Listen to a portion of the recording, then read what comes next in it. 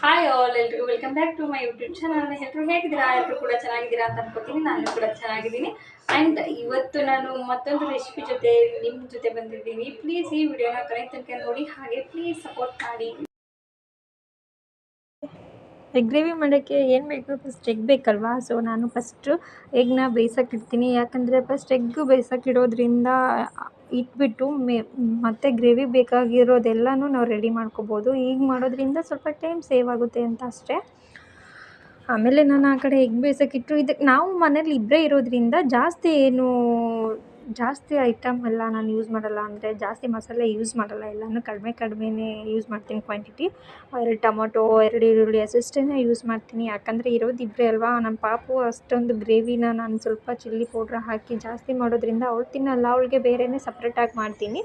So ಹಾಗಾಗಿ ನಾನು ಇವತ್ತು ಇನ್ನೂ ಸ್ವಲ್ಪ ಕ್ವಾಂಟಿಟಿ ಕಡಿಮೆ ಮಾಡ್ತಾಯಿದ್ದೀನಿ. ಯಾಕಂದರೆ ಇವತ್ತು ಭಾನುವಾರ ಆಗಿರೋದ್ರಿಂದ ನಾವು ಆಲ್ಮೋಸ್ಟು ಸ್ವಲ್ಪ ಸಾಯಂಕಾಲ ಸ್ನ್ಯಾಕ್ಸ್ ತಿಂದಿದ್ವಿ. ಸೊ ಹಸಿವಿರಲಿಲ್ಲ, ಹಾಗೆ ಲೈಟಾಗಿ ಮಾಡೋಣ ಅಂತ ಸ್ವಲ್ಪ ಕಡಿಮೆನೇ ಮಾಡ್ತಾಯಿದ್ದೀನಿ. ಆ ಕಡೆ ಮೊಟ್ಟೆ ಬೇಯಿಸೋಕ್ಕೆ ಇಟ್ಬಿಟ್ಟು ನಾನು ಈ ಮಿಕ್ಸಿಗೆ ಸ್ವಲ್ಪ 2 ಈರುಳ್ಳಿ ಮತ್ತು ಟೊಮೊಟೊ, ಸ್ವಲ್ಪ ಪುದೀನಾನ ಪೇಸ್ಟ್ ಮಾಡ್ಕೊಂಡಿದ್ದೀನಿ. ಈ ಪೇಸ್ಟು ಕೂಡ ತುಂಬ ನುಣ್ಣಗೆ ಮಾಡಬಾರ್ದು, ಅಂದರೆ ತುಂಬ ಕಡಿಮೆ ಸ್ಮೂತಾಗಿ ಮಾಡಬಾರ್ದು. ಆಲ್ಮೋಸ್ಟ್ ಸ್ವಲ್ಪ ತರಿಯಾಗಿಯೇ ಇರಬೇಕು, ಓಕೆನಾ. ಅದಾದ ನಂತರ ನಾನು ಮತ್ತೆ ಒಂದು ಬಾಣಲಿಗೆ ಸ್ವಲ್ಪ ಎಣ್ಣೆ ಹಾಕ್ಕೊಂಡ್ಬಿಟ್ಟು 1-2 ಈರುಳ್ಳಿನ ಕಟ್ ಮಾಡಿ ಹಾಕ್ಕೊಂಡ್ಬಿಟ್ಟು ಸ್ವಲ್ಪ ಶುಂಠಿ ಬೆಳ್ಳುಳ್ಳಿ ಪೇಸ್ಟ್ ಹಾಕ್ಕೊಂಡಿದ್ದೀನಿ. 1-2-3 ಏಲಕ್ಕಿ ಮತ್ತು ಒಂದು ಸ್ವಲ್ಪ 2 ಲವಂಗನ ಹಾಕ್ಕೊಂಡಿದ್ದೀನಿ. ನಾನು ಜಾಸ್ತಿ ಮಸಾಲೆ ಐಟಮ್ ಯೂಸ್ ಮಾಡಲ್ಲ, ಯಾಕಂದರೆ ನಮ್ಮ ಮನೆಯವ್ರಿಗೆ ಇಷ್ಟ ಆಗಲ್ಲ, ಲೈಟಾಗಿರಬೇಕು ಅಂತ ಅಷ್ಟೇ. ಆಮೇಲೆ ಇದಕ್ಕೆ ನಾನು ಪೇಸ್ಟ್ ಮಾಡ್ಕೊಂಡಿದ್ನಲ್ಲ ಅದನ್ನು ಸೊ ಅದಕ್ಕೆ ಸ್ವಲ್ಪ ಶುಂಠಿ ಹಾಕ್ಕೊಂಡ್ಬಿಟ್ಟು ಸ್ವಲ್ಪ ಚೆನ್ನಾಗಿ ಫ್ರೈ ಆದಮೇಲೆ ಈರುಳ್ಳಿ ಕೂಡ ಗೋಲ್ಡನ್ ಫ್ರೈ ಆಗಬೇಕು. ನಂತರ ನಾನು ಇದಕ್ಕೆ ಸ್ವಲ್ಪ ಪೇಸ್ಟ್ ಮಾಡ್ಕೊಂಡಿದ್ನಲ್ಲ ಪುದೀನ, ಈರುಳ್ಳಿ, ಟೊಮೊಟೊನ ಅದನ್ನು ಹಾಕ್ಕೊಂಡ್ಬಿಟ್ಟು ಚೆನ್ನಾಗಿ ಫ್ರೈ ಆದಮೇಲೆ ಇದಕ್ಕೆ ಸ್ವಲ್ಪ ಗರಂ ಮಸಾಲ, ಹಾಗೆ ಅರಿಶಿನ ಪುಡಿ, ಶುಂಠಿ ಬೆಳ್ಳುಳ್ಳಿ ಪೇಸ್ಟು ಎಲ್ಲನೂ ಹಾಕ್ಕೊಂಡು ಚೆನ್ನಾಗಿ ಫ್ರೈ ಆದಮೇಲೆ ಸ್ವಲ್ಪ ಚಿಲ್ಲಿ ಪೌಡ್ರ್ ಹಾಕ್ಕೋತಾ ಇದ್ದೀನಿ. ಚಿಲ್ಲಿ ಪೌಡ್ರೆಲ್ಲ ಹಾಕ್ಕೊಂಡಾದ್ಮೇಲೆ ಸ್ವಲ್ಪ ಹಸಿ ವಾಸನೆ ಎಲ್ಲ ಮಸಾಲೆದಿರುತ್ತಲ್ಲ ಅದೆಲ್ಲ ಆದಮೇಲೆ ಸ್ವಲ್ಪ ನೀಟಾಗಿ ಫ್ರೈ ಮಾಡ್ಕೊಂಡ್ಬಿಟ್ಟು ಇದಕ್ಕೆ ಸ್ವಲ್ಪ ನೀರು ಹಾಕ್ಕೋತಾ ಇದ್ದೀನಿ. ನೀರು ಹಾಕ್ಕೊಂಡು ನೋಡಿ ನಿಮಗೆ ಎಷ್ಟು ಕ್ವಾಂಟಿಟಿ ಬೇಕೋ ಅಷ್ಟೇ ಕ್ವಾಂಟಿಟಿಯಲ್ಲಿ ಸ್ವಲ್ಪ ನೀರು ಹಾಕ್ಕೊಂಡು ಸ್ವಲ್ಪ ರುಚಿಗೆ ತಕ್ಕಟ್ಟು ಉಪ್ಪನ್ನ ಹಾಕ್ಕೊಂಡು ಸ್ವಲ್ಪ ಕುದಿಯೋಕ್ಕೆ ಬಿಡಿ.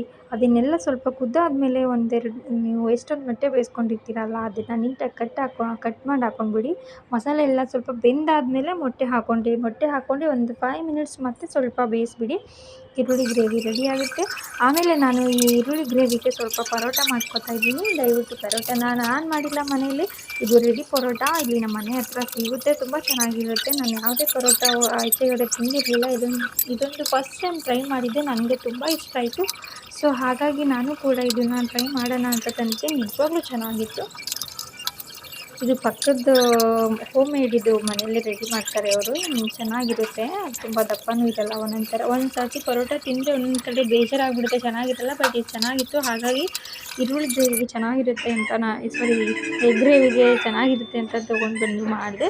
ನಿಜವಾಗ್ಲೂ ಚೆನ್ನಾಗಿತ್ತು ಪರೋಟ, ನನಗಂತೂ ಇಷ್ಟ ಆಯಿತು.